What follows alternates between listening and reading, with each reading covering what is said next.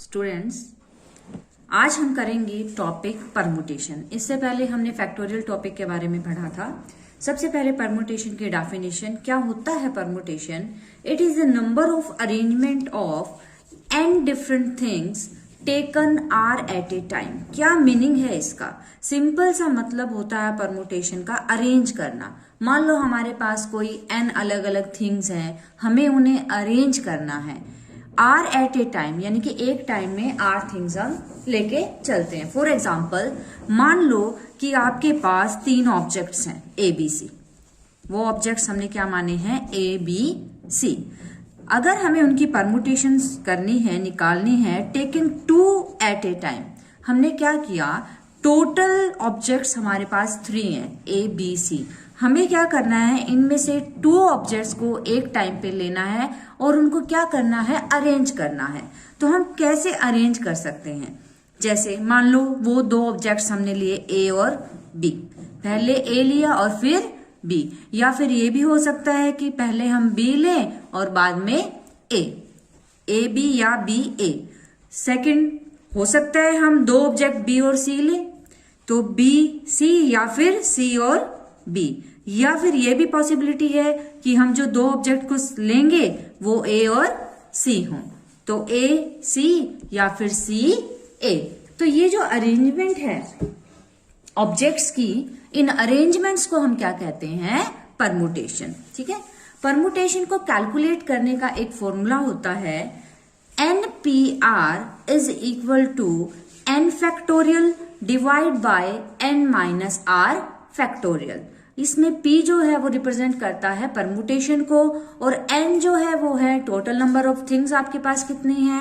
r का मतलब things taken at a time, कितनी चीजें, ऑब्जेक्ट जो है वो आप ले रहे हैं।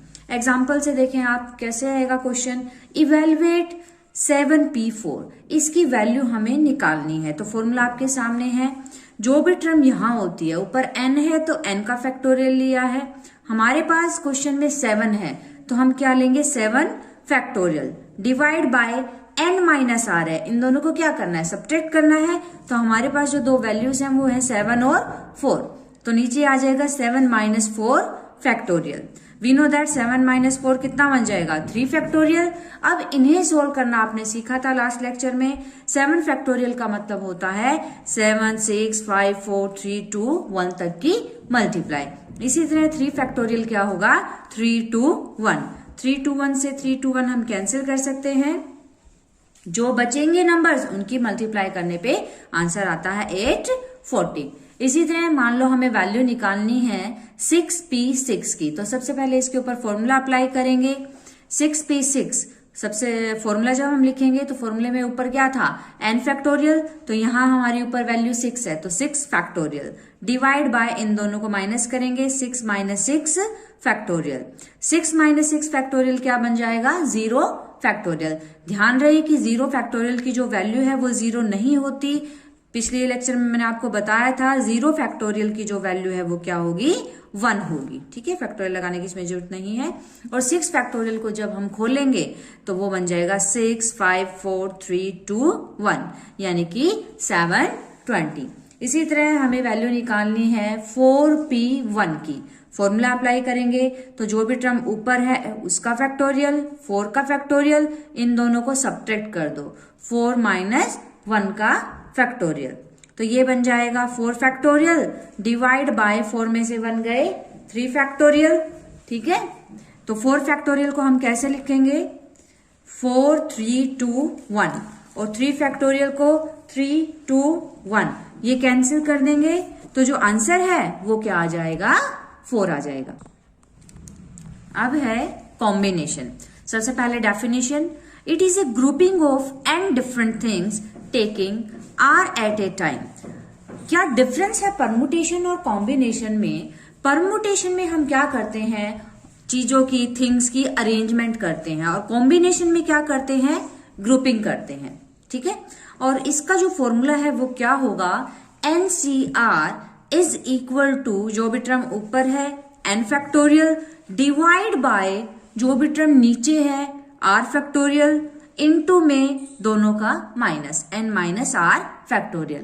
परमुटेशन के फॉर्मूले में ये टर्म नहीं थी, सिर्फ था n factorial divide by n minus R factorial. Combination में ये टर्म एक्स्ट्रा आ गई है, जो भी यहाँ नीचे होगा r है तो r फैक्टोरियल। कैसे ग्रुपिंग हम समझ सकते हैं एक एग्जाम्पल से। मान लो आपके पास 14 प्लेयर्स हैं, 14 क्या हैं? प्लेयर्स हैं। हमें इसमें से क्रिकेट की एक टीम सिलेक्ट करनी है 11 प्लेयर्स की। हमें क्या करने हैं? 11 प्लेयर्स को सिलेक्ट करना है, या मैं ये कह सकती हूं 11 प्लेयर्स का ग्रुप बनाना है, या हम ये भी कह सकते हैं 11 प्लेयर्स को चूज करना है। तो जहां भी ये 3 वर्ड आ जाएं, सिलेक्शन करना, ग्रुप बनाना, चूज करना, तो इसका मतलब हमें क्या निकालना है? उसका कॉम्बिनेशन। तो इसको हम कैसे लिखेंगे? टोटल तो हो गए हमारे पास 14, हमें ग्रुप कितने का बनाना है? ग्रुप का मतलब कॉम्बिनेशन। कितने प्लेयर्स का बनाना है? 11 प्लेयर्स का। इट मीन्स हमें क्या कैलकुलेट करना है? हमें कैलकुलेट करना है 14C11। और इसे कैसे कैलकुलेट करेंगे? इसे हम कैलकुलेट करेंगे फॉर्मूले से। एग्जाम्पल देखो अब आप, जैसे हमें वैल्यू निकालनी है 9C5, फॉर्मूला पुट करेंगे, जो भी टर्म यहां है उसका फैक्टोरियल 9 फैक्टोरियल डिवाइड बाय जो भी टर्म नीचे है 5 फैक्टोरियल, और इन दोनों को माइनस करेंगे 9 माइनस 5 फैक्टोरियल। 9 माइनस 5 कितना बन जाएगा? 4 फैक्टोरियल। इसे हम कैसे सोल्व करेंगे? 9 फैक्टोरियल को ब्रेक करेंगे, 9 8 7 6 5, 4 3 2 1 भी हो सकता है, लेकिन हमने क्या किया? इसे यही छोड़ा। रीजन क्योंकि नीचे भी क्या है? 5 फैक्टोरियल है, वो कैंसिल हो जाएगा। तो 5 फैक्टोरियल को हमने एज इट इज लिखा, 4 फैक्टोरियल को 4 3 2 1, ये दोनों टर्म क्या हो जाएंगी? कैंसिल। 4 2 जा 8, ठीक है, और 3 2 जा 6, इनके जब मल्टीप्लाई करोगे तो आपका आंसर आ जाएगा 126। सिमिलरली मान लो हमें कैलकुलेट करना है 6C4, फॉर्मूला अप्लाई करेंगे, 6 ऊपर वाले का फैक्टोरियल मीन्स 6 का फैक्टोरियल डिवाइड बाय नीचे वाले का फैक्टोरियल मीन्स 0 का फैक्टोरियल, 6 माइनस 0 का फैक्टोरियल। तो ये है हमारा 6 फैक्टोरियल डिवाइड बाय 0 फैक्टोरियल, और 6 माइनस 0 मीन्स 6 फैक्टोरियल। 6 फैक्टोरियल से 6 फैक्टोरियल कैंसिल, और 0 फैक्टोरियल की वैल्यू 1 होती है, तो आंसर हमारा क्या आ जाएगा? 1। इसी तरह 8C8, C फॉर कॉम्बिनेशन, इस पे हम फॉर्मूला अप्लाई करेंगे, तो ऊपर 8 है, 8 फैक्टोरियल डिवाइड बाय जो टर्म नीचे है 8 फैक्टोरियल, दोनों को सब्ट्रैक्ट करेंगे, 8 minus 8 factorial. 8 minus 8 factorial means 0, 8 factorial से 8 फैक्टोरियल कैंसिल, 0 फैक्टोरियल की वैल्यू 1, तो हमारा जो आंसर है वो क्या आ जाएगा? 1। तो ये था topic permutation and combination. Okay.